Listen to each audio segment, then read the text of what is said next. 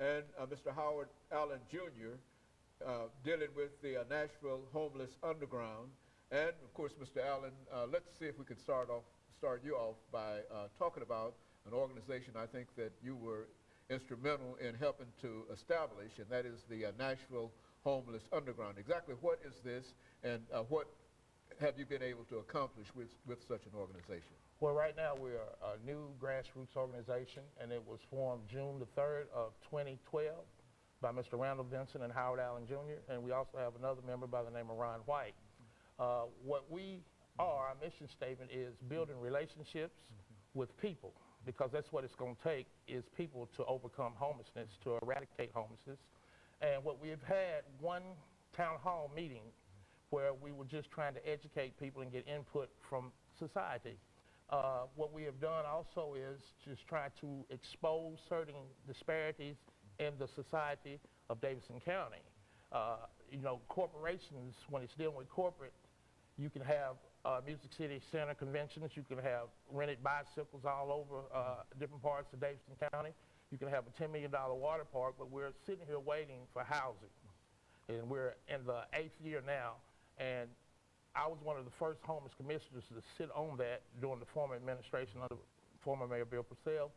And we just know that it's time for us to really come together, the business community, the government, and we wrote a 10-point plan and a declaration to eradicate homelessness.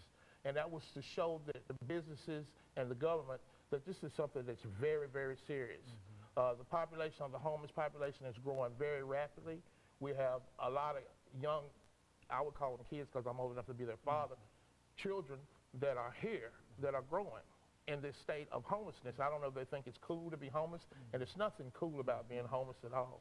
And so you see as one of the major issues dealing with homeless, and I guess it would be because a home is to end homeless, and so you think housing is a crucial, major part of having liberty and having the pursuit of happiness, and also health care. And homeless people can eat. We can eat good here, but finding a place to sleep is very hard. And then you have people that hate homeless people. We had a young man a couple of months ago that was sitting right across the street from the Criminal Justice Center that was shot in the back of the head.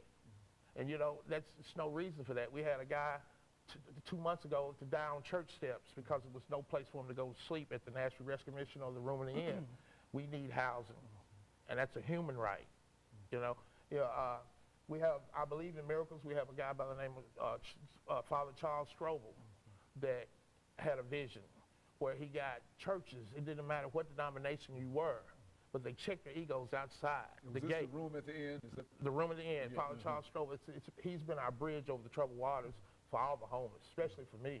And for the churches to come in and take the homeless in every night from November the 1st to March the 31st is truly a blessing. And what we want to do with the Nashville Homeless Underground is sometimes you just have to be able to speak the truth. And I have experienced it. We are so far behind here in Nashville that it doesn't make any sense. I've been in New York where I saw where it was 150,000 homeless just in Manhattan. We have at least 10,000 homeless people here in Davidson County, and they shoot the number of 4,000. So we have to recognize it, be able to accept it, and try to make a change. And our mayor needs to come and deal with a problem that's really, really serious.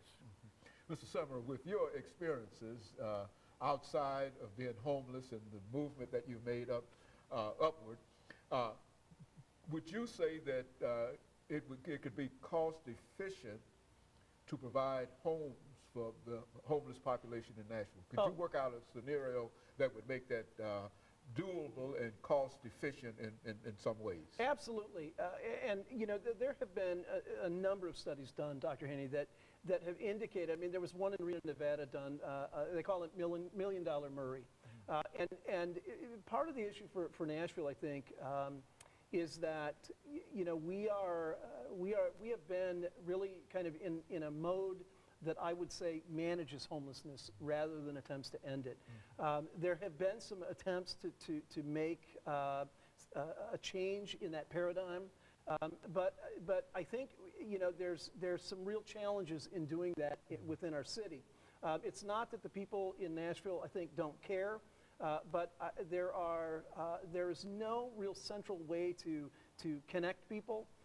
There's a lot of duplication of services. There's a lot of this mentality that people need to be ready for housing rather than to actually put them into housing and then provide wraparound support for them so that when they are able to have a good night's sleep, have a safe place to call their own, and have the support of their community around them, they're able then to make much more informed decisions about what they might want to be able to do to get the rest of their life back on track.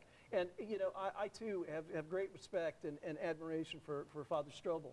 The work that he's done has been, in many senses, I suspect, life-saving for a lot of folks here in Nashville. And what I want to try to do is move us beyond this idea that we're going to provide one night of shelter. I think the mission does some fabulous work as well. The mission isn't for everybody. I get it. Understood. But what we need to do, we need to provide housing. We have housing in the Davidson County area. We need to make it affordable, and we need to make sure that we're supporting the efforts of the outreach workers and the organizations that provide housing and that provide these services, the ability to move people into that housing and then provide the wraparound support. Now, over the last minute that we have here, what do you mean when you say people have to be ready for housing? It appears to me that if you don't have a house, that you're ready for it. I mean, but what's behind that idea? Well, what's behind it is for many years, the whole idea has been that you've got to get people sober. You've got to get people ready to enter housing in order for them to be successful in it. And in the last decade, that's been turned on its head. And what we've realized, and there's plenty of empirical evidence that supports this, is that the truth is what people need right now, today, is housing. And then when you support them, once they're in that housing, they're much more able to be successful in a return to the bigger society and the things that they find important to do in their lives, to really have a holistic recovery. You can't beat drug addiction if you have to move it up and down the street all the time. That's correct. Et cetera, et cetera. So, that's absolutely correct. And so if you have to beat drug addiction before you can find a house, that's pretty hard. Yeah, well, that's a difficult proposition. Indeed. Okay, very good. And of course, we're getting ready for the second commercial break, and after which we'll come back and have 10 minutes for the two of you. And we'll be back with our audience following this very, very short commercial break.